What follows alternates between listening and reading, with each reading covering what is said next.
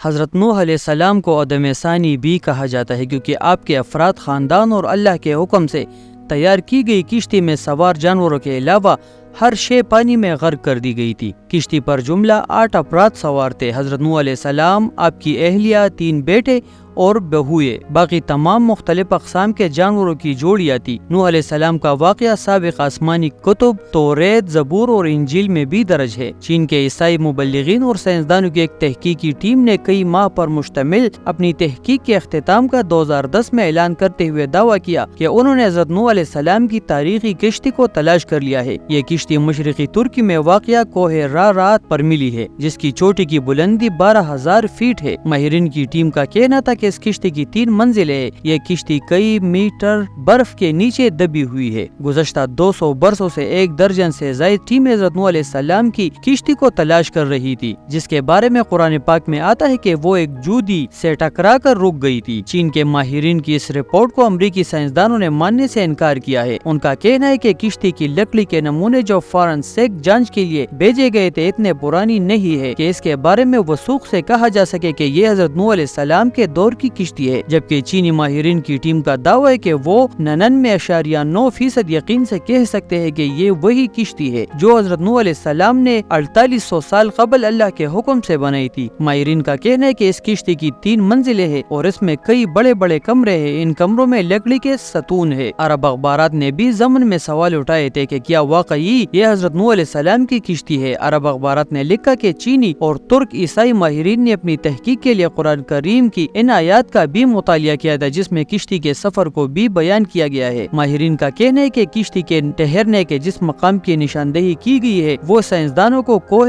رارات کی طرف لے جاتی ہے۔ گزشتہ 20 برسوں میں کئی سائنسدانوں نے کوہ رارات کا دورہ کیا۔ ان میں سے کچھ ایک نے پہاڑی پر بنی کشتی کی شکل کی چٹان کو ہی حضرت نوح علیہ السلام کی کشتی قرار دے دیا، لیکن چینی اور ترک ماہرین نے پہاڑ کے اس برفیلے مقام پر تحقیقات کی جہاں درجہ حرارت -60 ڈگری ہوتا ہے، اور پہاڑ کے جس حصے میں کشتی کی باقیات دریافت ہوئی وہ انتہائی ڈھلوان اور خطرناک ہے۔ رپورٹ کے مطابق اس ٹیم نے 60 مختلف مقامات سے حضرت نوح علیہ السلام کی کشتی کا مشاہدہ کیا۔ یہ کشتی کئی جگہوں سے ٹوٹی ہوئی ہے، تاہم مکمل تباہ اس لیے نہیں ہوئی کہ یہ برف کی دبیس تہ میں دبی ہوئی ہے۔ کشتی ٹوٹی ہوئی ہونے کی وجہ سے ماہرین اس کے اندر داخل ہو پائے۔ چینی ماہر وینگ چینگ نے باضابطہ ایک پریس کانفرنس منعقد کر کے اپنی تحقیق سے آگاہ کیا تھا۔ کشتی کا معائنہ کرنے والے ایک چینی ماہر کا کہنا ہے کہ کشتی کا ہر کمرہ 5 میٹر اونچا ہے، اس میں کوئی بھی جانور آسانی سے سما سکتا تھا۔ چینی ماہرین نے ریڈیو کاربن ٹیکنالوجی سے کشتی کے ٹکڑوں کا مشاہدہ کیا اور دعویٰ کیا کہ یہ 4800 سال پرانی ہے۔ کشتی میں کئی صندوق بھی ملے ہیں، لیکن چینی ماہرین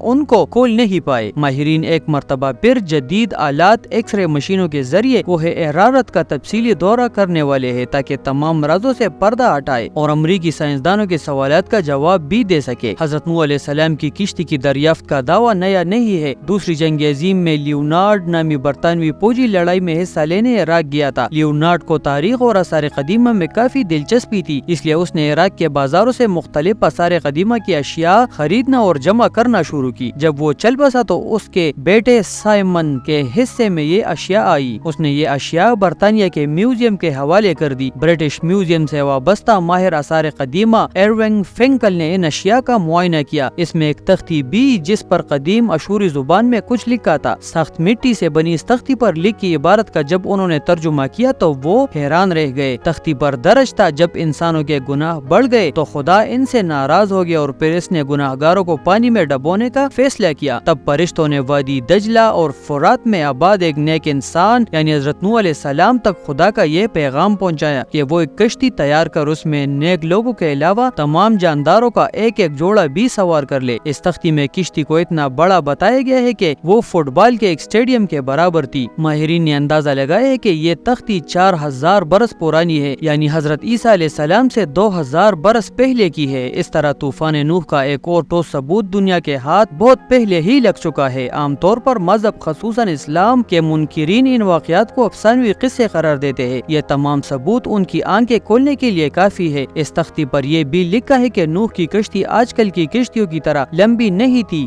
بیضوی یعنی انڈے کی شکل کی تھی۔ اس زمانے میں دجلہ اور فرات میں اس طرز کی کشتیاں چلتی تھی۔ کشتی کے ٹھہرنے کے مقام کے بارے میں قرآن مجید کے سورہ ہود آیات نمبر 44 میں بتایا گیا ہے کہ وہ ایک بلند مقام جودی پر جا کر رکی تھی۔ عراق اور شام کے قدیم باشندے بابل کے دور میں یہ سمجھتے تھے کہ کشتی کوہ قردہ پر ٹھہری تھی۔ یہ مشہور پہاڑ جزیرہ ابن عمر کے قریب واقع ہے۔ یہ مقام بھی اب ترکی کے حصے میں ہے تاہم عراق کی سرحد اس سے متصل ہے۔ مسلم سائنسدان تاریخ دانوں نے کوہ قردہ کو ہی نوح کی کشتی کا ٹھہراؤ کا مقام قرار دیا ہے، اس لیے یہ پہاڑ مسلمانوں میں کوہ جودی کے نام سے مشہور ہو گیا۔ تاہم عیسائی مبلغین کا کہنا ہے کہ کشتی کوہ ارارت پر جا کر رکی تھی۔ یہ پہاڑ آرمینیا اور ترکی کے سرحد پر ہے۔ آرمینیا میں 301 میں ہی عیسائیت کو سرکاری مذہب قرار دیا گیا تھا، اس لیے کہا جاتا ہے کہ اس ملک کی اہمیت بڑھانے کے لیے کوہ ارارت کو نوح کی کشتی کا مقام قرار دیا گیا، اور اب سائنسدان اور ماہرین نے اس کشتی کو اسی مقام پر تلاش کرنے کا دعویٰ کیا ہے۔ کوہ جودی یعنی کوہ قردہ وادی دجلہ اور فرات کے قریب واقع ہے، جبکہ کوہ ارارت اسی وادی سے کئی سو میل دور ہے، اس لیے اس دعوے میں الجھن پائی جاتی ہے۔ حضرت نوح علیہ السلام کو آدم ثانی کے علاوہ شیخ الانبیاء کا بھی خطاب عطا ہوا ہے، کیونکہ وہ پہلے پیغمبر ہے جو انسانیت کی طرف بھیجے گئے۔ قرآن پاک میں حضرت نوح علیہ السلام کا نام 73 مرتبہ آیا ہے۔ ان کی عمر 900 برس بتائی جاتی ہے۔ نبیوں میں آپ سب سے طویل العمر واقع ہوئے ہیں۔ حضرت نوح علیہ السلام موجودہ عراق میں آباد قوم کے پاس نبی بنا کر بھیجے گئے تھے۔ جب بہت وعظ اور نصیحت کے باوجود بھی قوم نے سرکشی نہ چھوڑی تو اللہ تعالیٰ سے آپ نے اپنی قوم کے لیے عذاب مانگا۔ اللہ نے آپ کو ایک کشتی بنانے کا حکم دیا۔ 2 سال کی مدت میں کشتی تیار ہوئی، جس کی لمبائی 300 گز اور چوڑائی 50 گز، اونچائی 30 گز تھی۔ جب عذاب آئے تو آسمان سے مسلسل بارش ہونے لگی اور زمین سے چشمے ابلنے لگے، ہر شے غرق ہو گئی۔ حضرت نوح علیہ السلام کی کشتی 6 ماہ 8 دن پانی پر تیرتی رہی اور 10 محرم الحرام کو کوہ جودی پر جا کر ٹھہر گئی۔ کئی دن تک پانی اترتا رہا۔ اس کے بعد جب خشکی پیدا ہوئی تو حضرت نوح علیہ السلام نے خسران شہر بسایا اور ایک مسجد بنائی جس کا نام سمانین تھا۔ حضرت نوح علیہ السلام طوفان کے بعد صرف 60 برس زندہ رہے۔ ان کا مزار آج بھی لبنان میں موجود ہے۔